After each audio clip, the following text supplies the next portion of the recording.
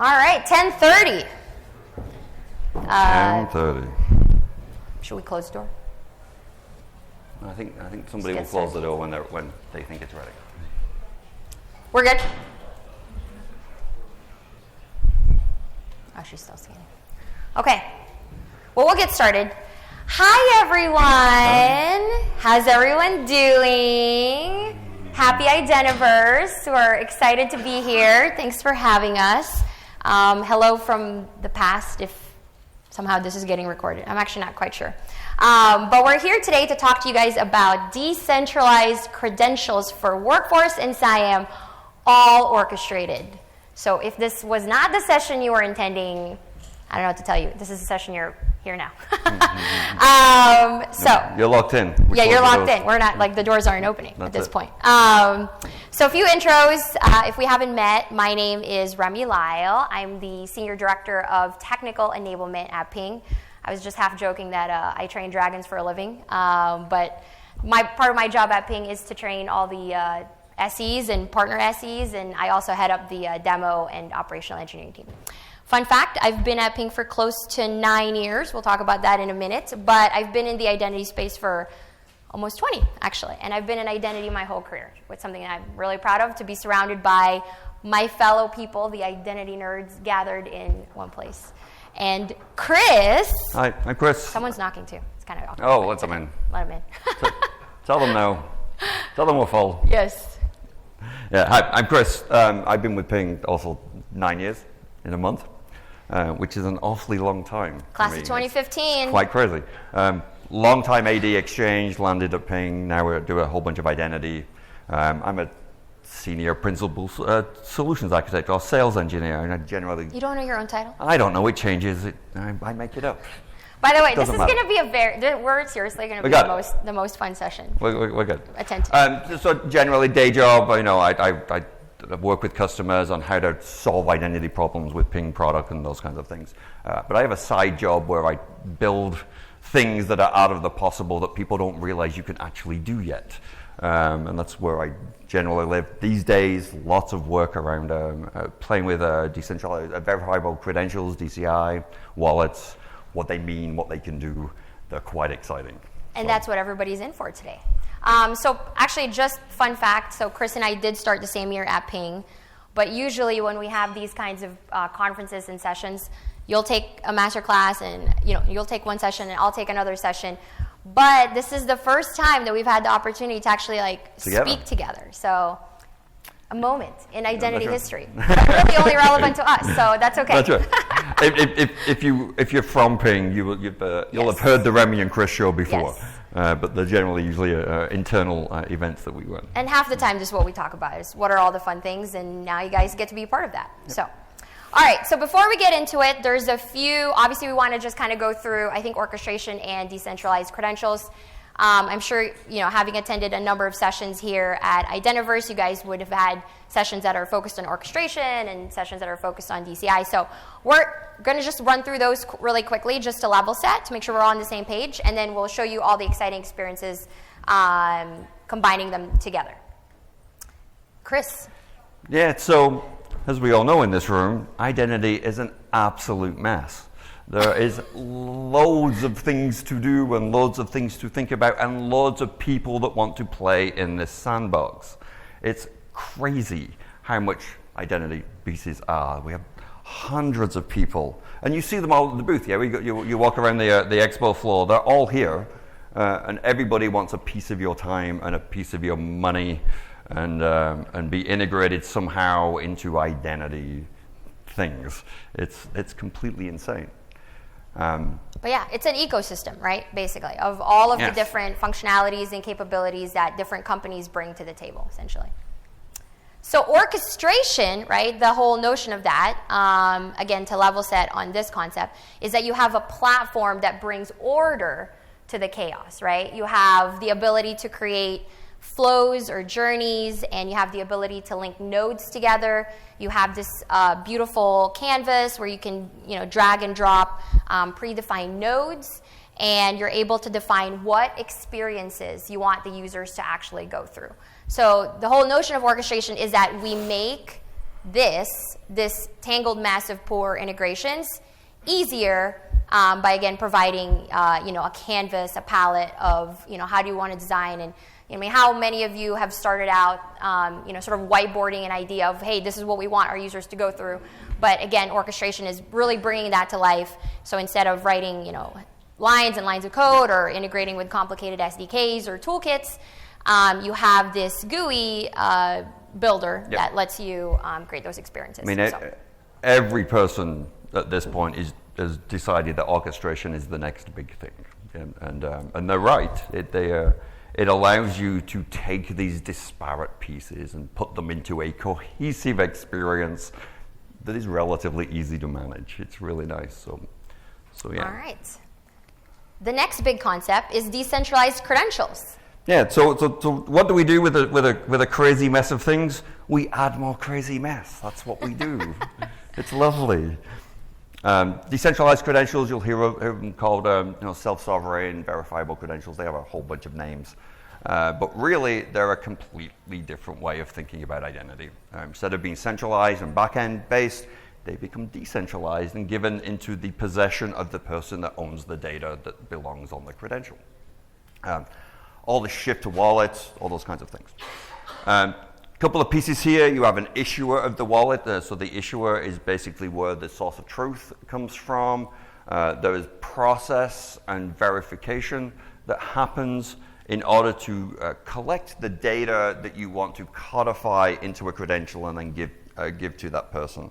On the other side of that, once you have the credential, it needs to be presented and verified. So there's ways in which you can ask for a credential, and then the person can present the credential that is in their possession and pass data up into the verifier.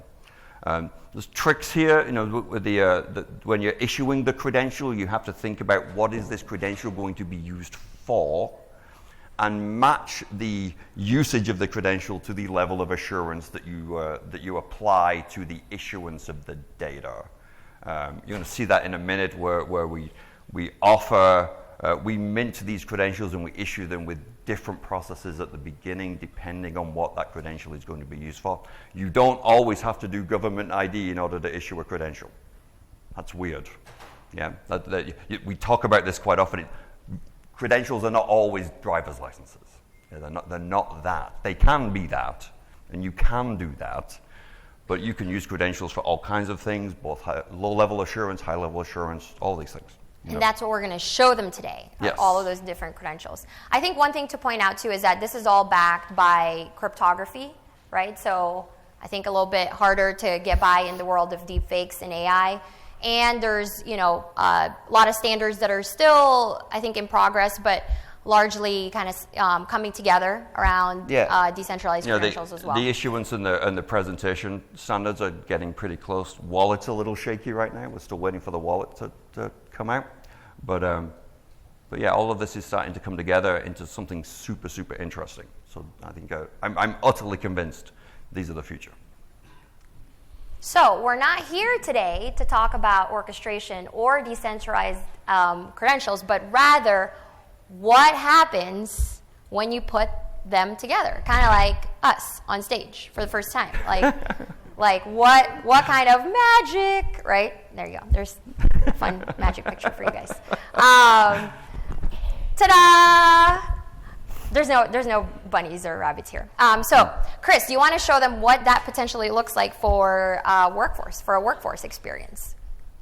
Yeah. So workforce is an interesting one for a number of reasons. We've been trying to do passwordless with workforce forever. We're seeing increasingly as well employee fraud, where the person that you interviewed isn't the person that shows up for the job. So there's a whole set of really interesting problems happening in the workforce space. A way to reimagine all of this is basically start converting things like ID badges. It's quite humorous to me, by the way, that we do this on paper with not actual verifiable credentials at this point. Fun fact, at our SCO, we used digital credentials. Just saying. But with orchestration and reimagining this kind of workforce, you can do things where you can start doing self-service account employee, effectively claiming your digital employee account number. You can get away with this because you've already gone through some process. You've already been with HR. They've interviewed you, they've background checked you. There's a whole set of things that have happened. And all that you need to make sure at the end of this is that the person that claims the employee account is the person that you think it is. Okay? So you can do that with inline government ID check. And in this case, because you've already seen the ID and you already know who you think this is, you can say, this ID is the one that I want with this data on it. So you elevate the level of assurance that says, this is Chris. Oh, he's just sticking his hand over the mic. And on the back of that, so once you've gone through that process, you can then mint a digital credential that says, this is Chris, this is their selfie, here's the data that they need, these are their access controls. All these kinds of things can be dropped. They can be dropped into a digital credential.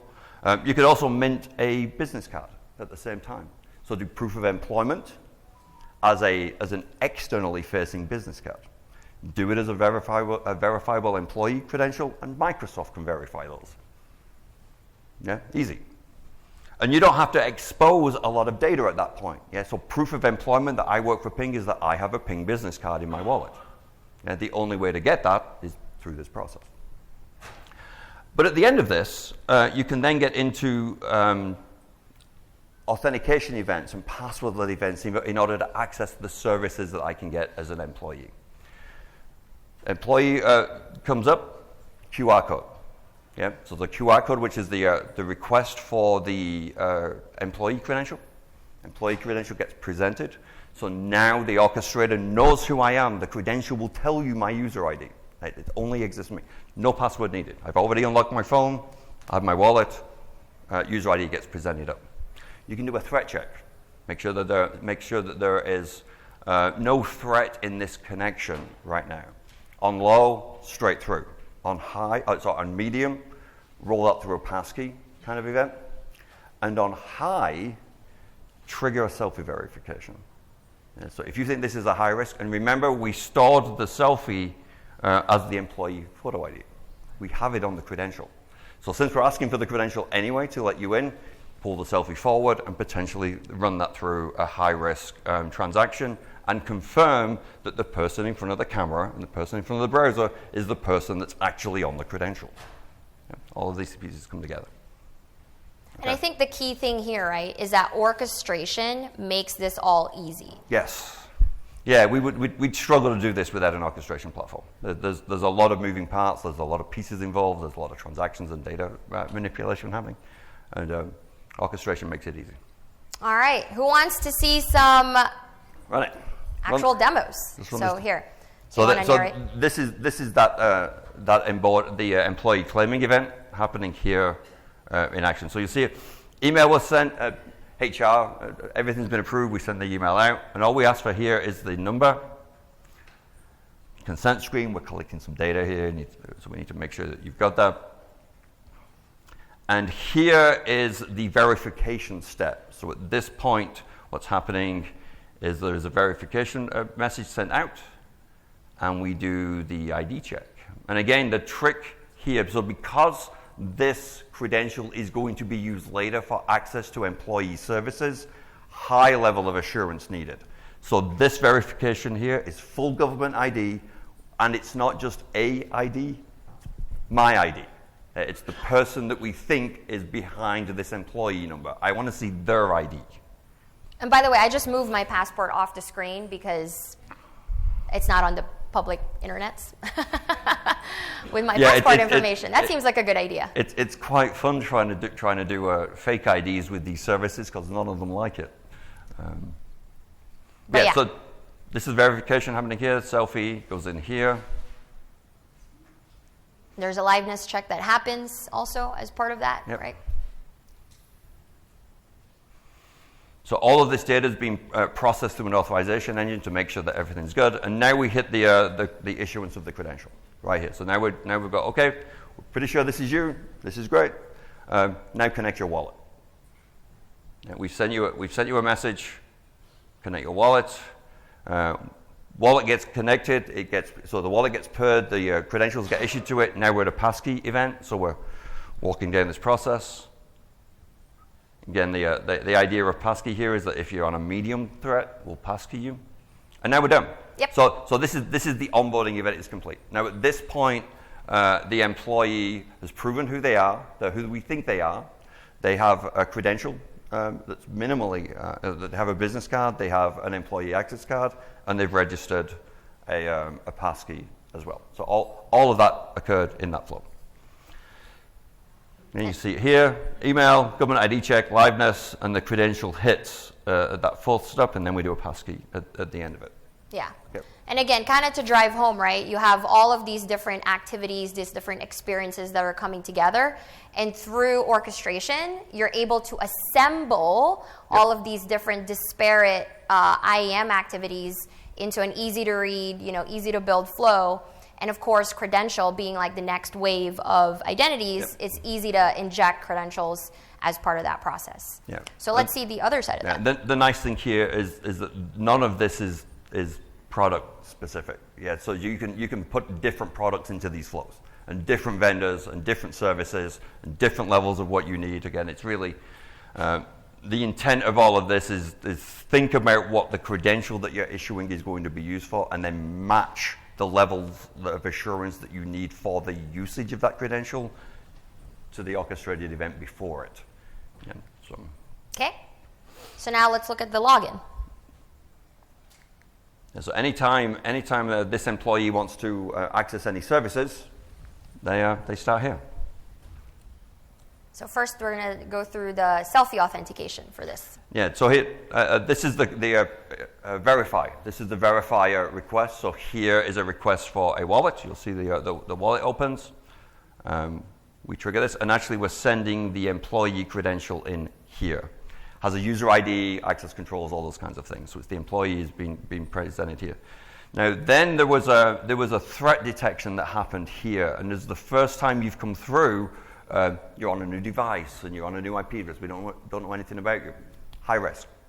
So what we trigger at this point is a verification of the selfie. If you remember, we stored the selfie on the credential. It exists nowhere else. It's not stored on the back end. It's not stored in a database. There's no LDAP server. There's nothing except the selfie on the credential.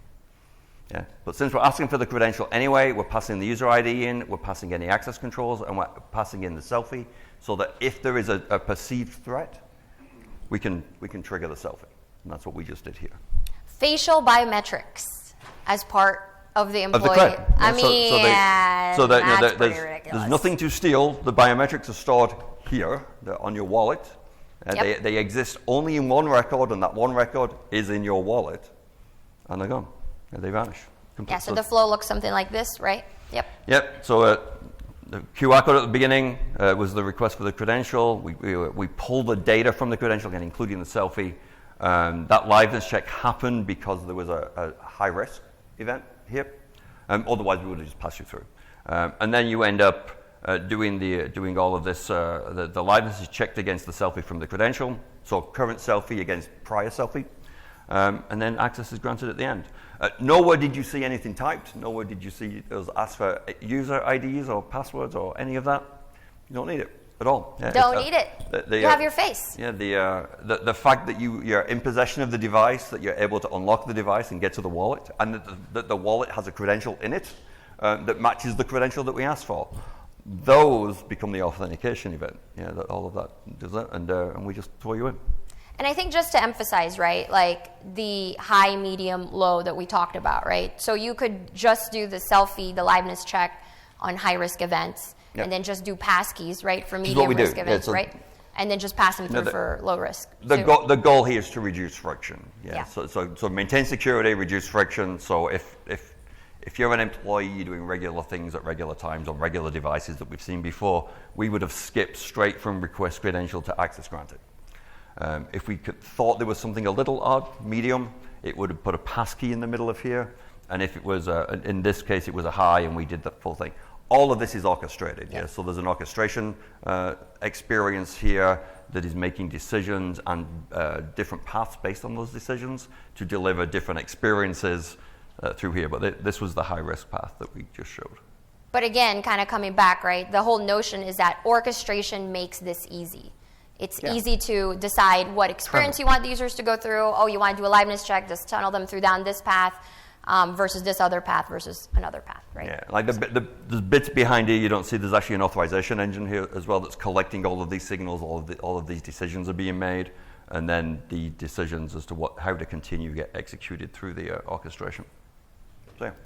So other ideas that we had, and I don't know if Rita is in the room, but there's a bunch of companies that today are actually looking at using, the mobile app for building access, and a lot of them are actually embracing the idea of credentials as part of that to embrace interoperability and to standardize how identity data is stored so that you can get physical building access. So not only are we having this idea for, sort of the portal access, but potentially for physical access to the buildings as well. And again, embracing that DCI notion so that all the identity data is interoperable. So let me just this is a pretty simple video, but again, the idea is you would have your phone in your wallet, and through your credential, you can walk in through a door.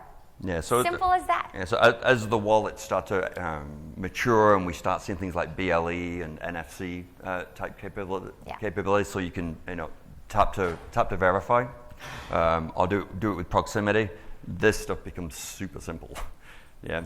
And the trick here is the delivery of the data is all high assurance. However, whatever that means to this transaction. And then and the fact that you have the data in your wallet and you can unlock the wallet as you is enough to open the door. Cool. Well, that's only one half of the experiences. Yeah, what about for CIAM? What ideas do we have for CIAM? So I think similar to Workforce, there's a number of experiences that credentials can basically unlock for us. How many of you in, sort of as a consumer of everyday services are tired of filling out a form? Like, if I swear, and with my two kids too, sometimes I'm at the doctor's office, I'm like, I gotta fill all this out. I'm trying to buy something online, I'm like, I gotta fill all this out, right? So I think the idea that credentials can help with that and reduce that friction, because if we already know it, you just present it in your wallet, and you kind of get rid of repeatedly entering in the same information everywhere. The thing that I'm really excited about, and one that you and I have always talked about in the past, is this notion of inline identity verification. And you guys saw that, right, in the Workforce. But applying that in CIAM for just-in-time identity verification for things that you may want to do. Now we're really talking at this point, right? So, and again, orchestration makes this all easy to embed. So again, we'll see that here in a minute. The other thing too, oh my gosh, this one is a subject that I know we love to talk about, is orchestration allows us to think about use cases that are beyond authentication, right? Here's the thing. As identity professionals, we like to think that users go to websites and let me register and let me authenticate because that's really what I wanted to do today. That never happens. Literally, why consumers go to interact with applications and websites is because they want to do business with that specific company. They want to open a bank account, or they want to buy something, or they're a patient and they want to get seen by their doctor. Identity happens to underpin that, but nobody ever wakes up to say, let me go to this site and create as many accounts as possible because that's my goal today, right? So how do we make this process where identity is, again, the underpinning of that overall user journey, but it's not the main driver for it. And orchestration allows us to focus our attention on these use cases that, authentication and registration is not the center of the universe with CIAM. And you kind of follow that with credentials in that we often think that we need to know who the person is and the data about them at the point of entry, not the point of transaction. So with credentials, you can pause and you can run these experiences that don't actually ask for who you are until there is a transaction that needs to know this. Say you're buying something and now I need to know who you are so I can go pull your credit card, or I know I can ask for your address. So you can use orchestration in these transactional events include credentials, ask for the credential at the point of transaction, and then throw the data from the credential in at that point. So you can be guest, buy now. Right. And at that buy now, then I'm going to tell you who I am. And Give me your money. And I don't want to type. Don't have to type anything. I just have to fire my credential, which you've already minted to me as a prior event. Maybe I belong to your loyalty program, and I'm getting points for this. There's an event that's occurred, and I can pull that out of the wallet and throw it into the transaction. The last bit I'm also very excited about, which is this idea of pseudonymity, right? You don't, am I allowed to see this movie on this streaming provider? Am I old enough? You don't need to know my birthday. Am I over 21? That's the only thing you need to know. You don't need to know my birthday. You don't need to know how that was derived. Yes. Does not matter. You just need to know, yes, I am over 21 or no. Yes, Period. and your credential can have your birthday in it, but by the time it unlocks that information to the requester, to the verifier, all they get is a yes or no. Yep. So you can unlock the true power of pseudonymity with credentials. So what are some experiences that we can show here? Okay, you guys. Okay, I was really excited about this demo because it's a selfie checkout. Get it? Self-checkout. Selfie checkout. Come on. We never said the jokes were going to be good. That's the shtick. Come on, you came here. It's the shtick. We did not promise good jokes. We did promise jokes. Okay, but I thought it was a good joke. Okay, so let's see what that looks like, right? So here I am buying a TV. And, it's pretty standard. I'm going to add in protection plans, et cetera, et cetera. Again, at this point, you're a guest. You're a guest here. And then at time to check out, I'm asked for my billing shipping. They said, oh, just show us your credential from your wallet. And I'm like, oh, well, here it is. No problem. And there it is. It looks similar to some retailers' cards that you might be using today. And you hit confirm. And I already know all that information. The promise of not repeating this information again. And it filled it out for me. Oh my God, that's so exciting. I don't have to type anything ever again in my entire life. Maybe a few things. But again, the idea is that credential is now beamed into this experience, and it pre-fills out my checkout information, right? And just to make sure it's really you, we do a selfie checkout. Now notice how, in this case, unlike the employee demo where there was like a driver's license involved or a passport involved, you don't have to have any of that stuff. Again, you can orchestrate it so that you only ask for a selfie in this case, and you only ask for the credential. Man, I look really tired in this video. Really, just change it. But yeah, the idea is you just do the necessary amount of identity verification, and you make building that experience super simple, super easy. Yep. And that's it. So should we trademark selfie checkout at this point? I think we should. Yes. And the trick, this is a little disingenuous here just because the wallet is separate, but I think what would be super interesting is if the loyalty program that was doing the management of the card here was actually a wallet. Yeah. And so that way I've got a mobile app that I'm potentially interacting with anyway, and embedded in that mobile app is the wallet that contains the credential for that app. You'll be able to dip right in, pull it out, done. And in that case, if I was on the mobile app with the wallet underneath it, I wouldn't even need that QR code. Mm-hmm. You just dip in, pull it, it's done. But in this case, if you go into the web property, you would bring up the mobile app for that web property and then do that scan. Yeah, so that's kind of the and there's, because here, one of the things that we're bringing to light is sort of like the online checkout process, right? But imagine if you didn't have to take that additional selfie step because you're already at the camera at the store, at the brick and mortar, and they already have your picture anyway because they're trying to see if you're stealing something at the self-checkout. But maybe what they don't know is that they're potentially you're using the selfie, right, as part of the streamlining of the process to make checking out easier because they can make sure it's really, should you need it, right? So it's kind of another thought there. Yep. But just like we have checkout, wait, before I get there. This is actually the orchestration flow. This is what we just did. This is what we just talked about, right? So you request a credential, you fill out the checkout details. Again, orchestration makes this super simple. Drag and drop the nodes, and the act of issuing credentials and requesting credentials become just like any other node in your flow. Okay, so just like how we have checkouts, what if we used it for check-in? You see, there's a little bit of consciousness kind of going on here. Somebody likes the joke. I know. Listen. Well, we paid the people that are sitting here. And so actually, this one is kind of near and dear to my heart because I think you can use this in one of two ways, right? Like I have a 6-year-old and a 4-year-old. And one of the things I hate doing is, checking in, and I got to give them all my driver's license and the insurance, and they got to look at it, and it's all manual, and it's like right? Every visit, every every time you show up to the doctors, yes. they want your ID, and it's like, yes. I was just here. Right. And they're like looking at it. The worst one though was telehealth, because I had to go see my virtual provider, and as part of the experience, I genuinely could not believe, as an identity professional, I'm like, this is what we've come to.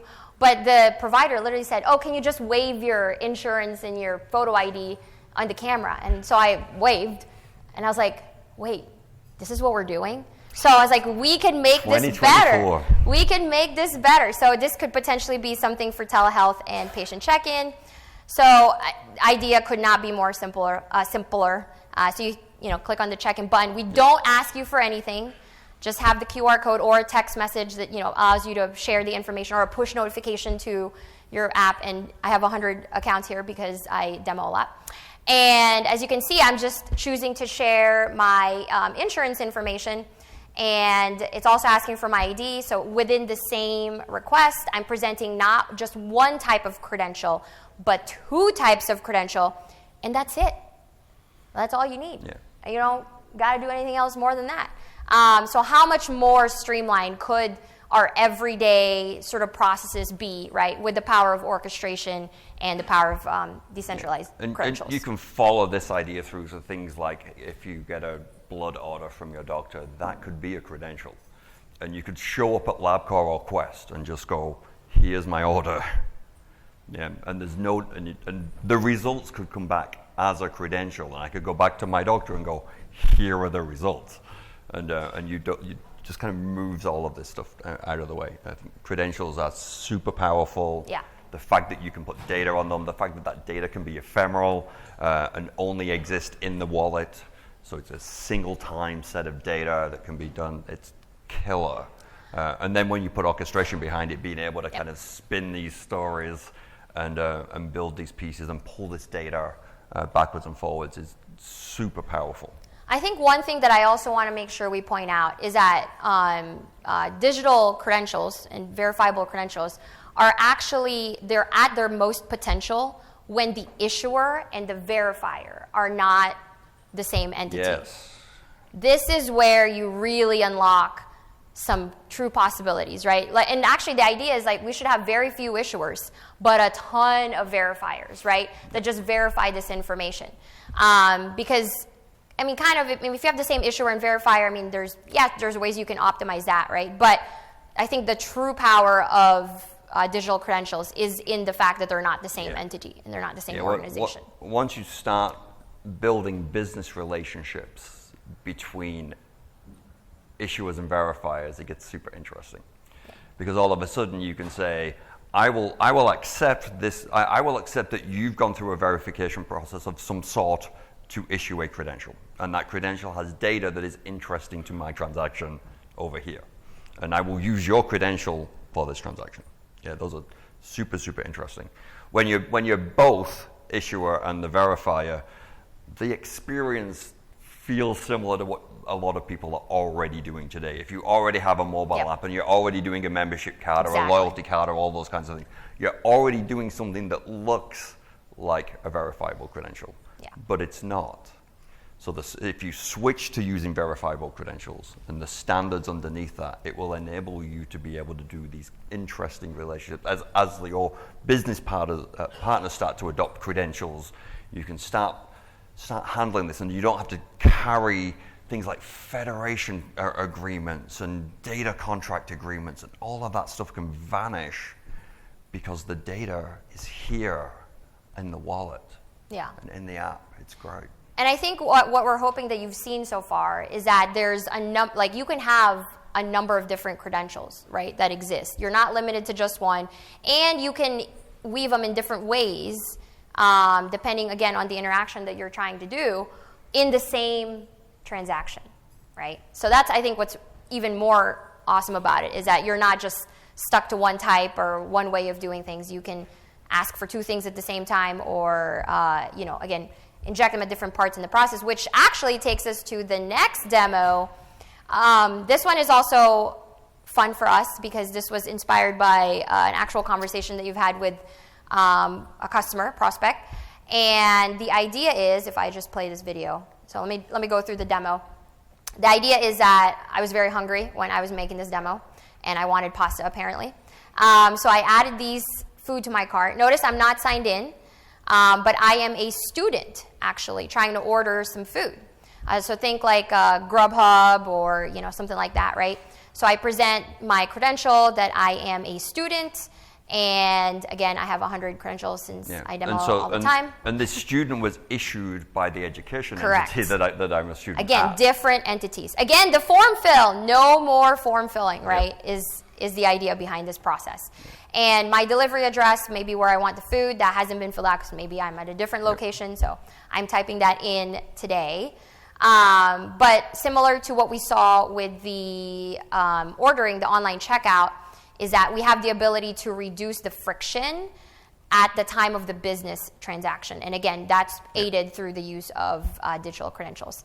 Now, one thing that you'll see here, right, is that it's going to make a suggestion that, oh, well, with your dinner is a nice bottle of wine, perhaps.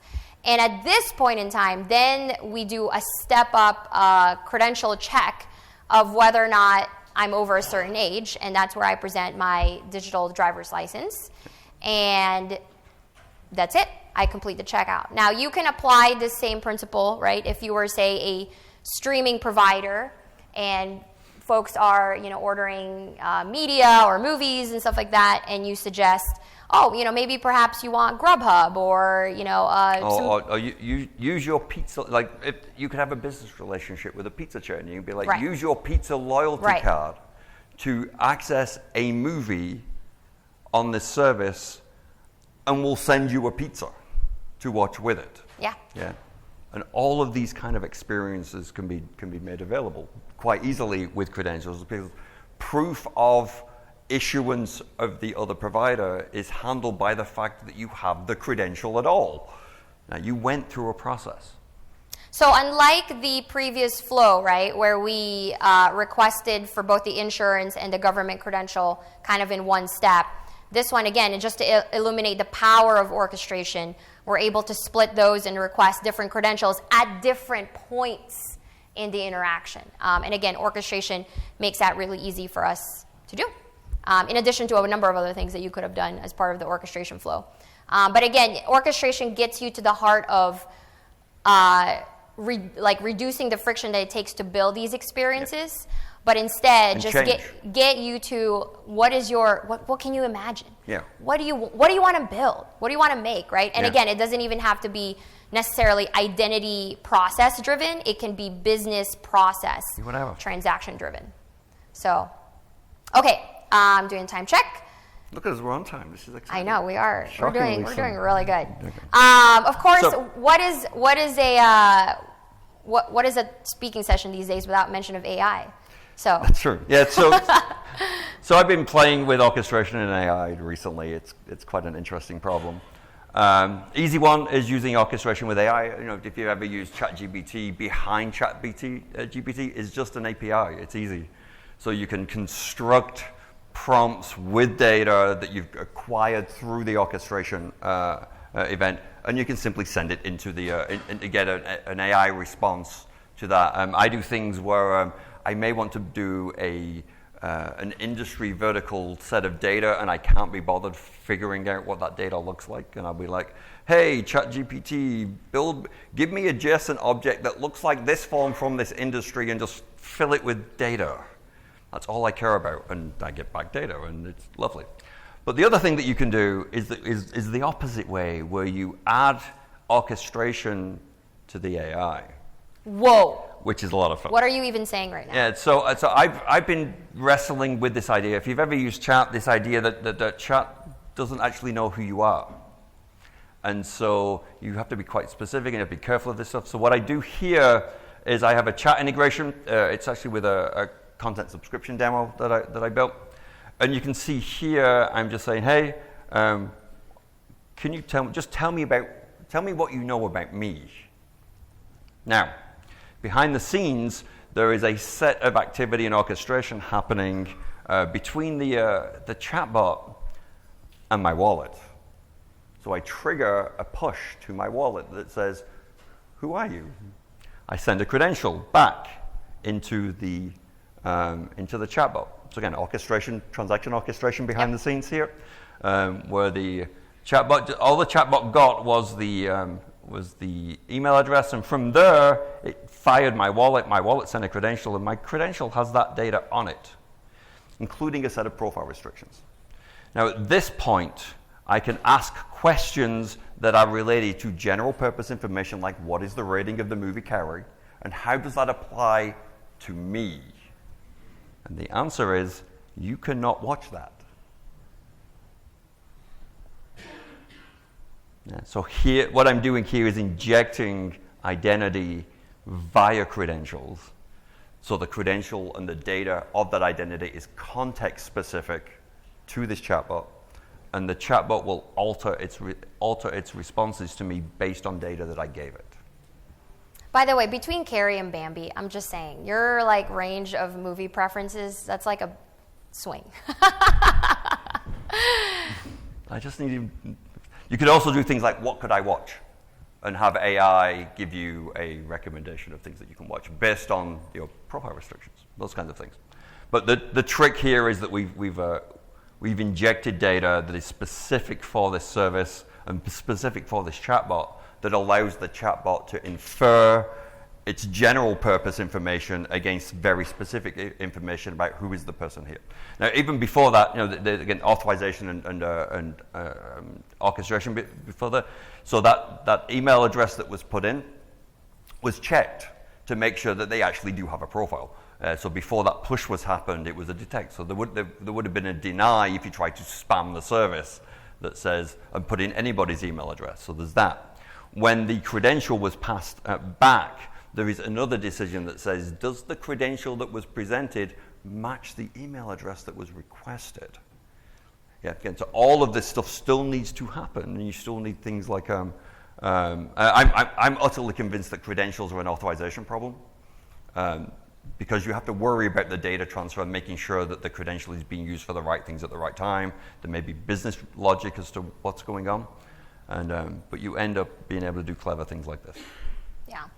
And I think on this one point, right, where you have, using AI with orchestration as well, imagine that these nodes right here, instead of us requesting credential, imagine that a node there is to make a call, right, to chat GPT instead. Yeah, I'd say and then let the AI process it and help you with the credentials. Yeah, all you have to do is write a prompt and let the AI deal with things. It's much quicker than writing code. I love it.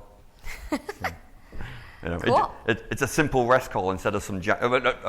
what's funny is that if I'm doing things like a little bit of code in the orchestration platform, I usually have chat write that for me too. But instead of writing code, you can be like, yeah, perform this task, do this, and then send me JSON back, and then process that out in the orchestration. It's pretty cool. So, lots of fun. All right. Well, we are early. We are on time. We are now taking questions for the next 6 minutes, I guess. So, yes.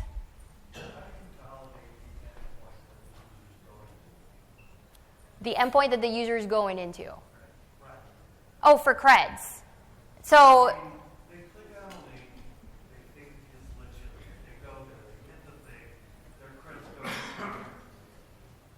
How do you know that that's actually the right thing? That's a great question. So it's being built right now into the actual creds standards, to where you would want to check there's an issuer string, right? And for example, for Ping Native, we actually have a check for, did this come from the actual issuer that we're wanting to pull from as well? The QR code that's being presented for the verifier is quite specific.